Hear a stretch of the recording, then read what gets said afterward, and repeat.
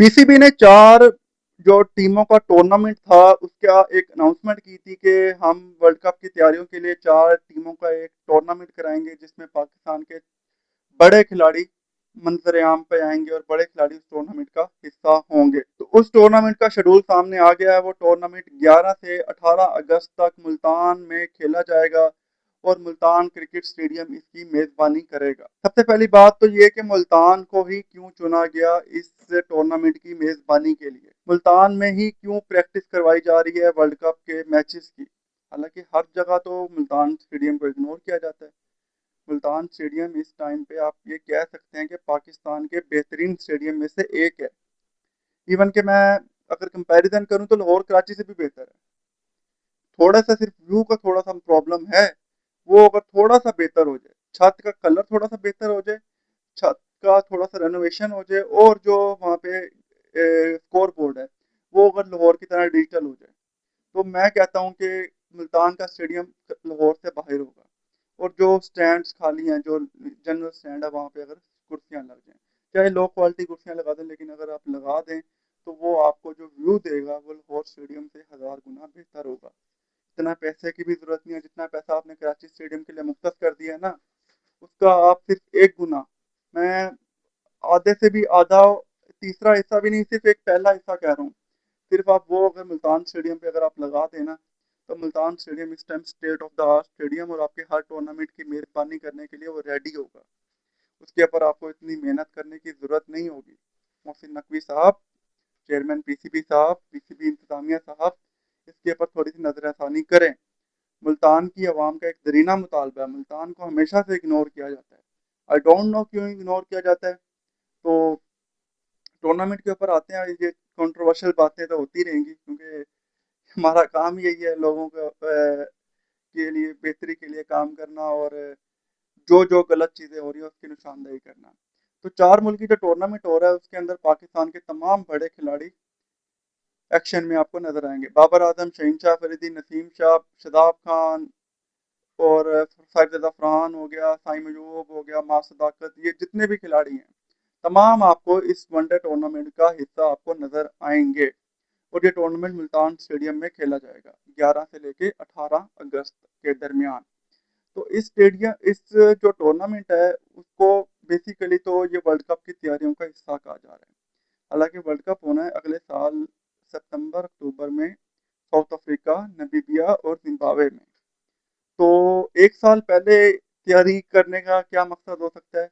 इस तरह का टूर्नामेंट अगर आपने रखना है, एक आपने रख लिया, चलो ठीक है, समझ में आ गया।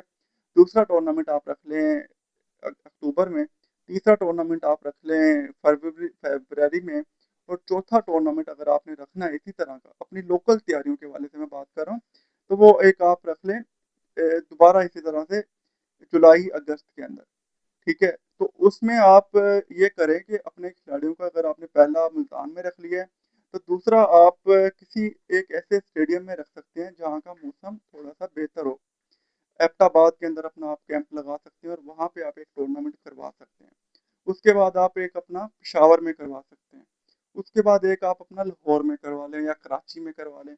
तो उससे ये होगा कि जो पाकिस्तान टीम की एक तैयारियां होंगी ना, वो हर स्टेडियम और हर कंडीशंस के हिसाब से अपने आप को एडजस्ट कर लेंगे। ये मेरा एक मशवरे के तौर पे आप समझ सकते हैं, बाकी करना तो किसी भी ने अपनी मर्जी होती है। हालांकि इससे पहले हमारे एक बड़े भाई हैं, यूट्यूबर हैं, फुरकान भट्टी साहब, उन्होंने एक मशवरा दिया था कि आप टीम को क्यों नहीं आप भेजते साउथ अफ्रीका को तैयारियों के लिए, क्योंकि अभी हमारे पास अच्छा भला बीच में एक टाइम था, आप टीम को सिर्फ 15-20 दिन के लिए आप साउथ अफ्रीका भेज देते, जो 45 दिन का आपकी गैप था, आप साउथ अफ्रीका में कोई भी एक स्टेडियम आप रेंट पे ले लेते, वहाँ पे 15-20 दिन खिलाड़ी लगातार अपना कैंप लगाते, प्रैक्टिस करते, और आप देखते कि हो सकता है नतज आपके बड़े मुख्तलिफ होते। वहाँ की जो लोकल टीमें हैं, जो लोकल क्लब टीमें हैं, या आप लोकल उनकी जो लीग्स की टीमें हैं, आप उनके साथ 3-4 मैचेस कंडक्ट करवा सकते थे, T20 मैचेस, वनडे मैचेस। उससे पाकिस्तान टीम के जो वहाँ पे खिलाड़ी थे उनको वहाँ खेलने का एक एक्सपीरियंस मिल जाता। अभी जो न्यू खिलाड़ी हैं जिन्होंने साउथ अफ्रीका में अभी तक नहीं खेला, जिनको आप वर्ल्ड कप में आगे लेके जाना चाहते हैं, उनके लिए ये अच्छा मौका हो सकता था।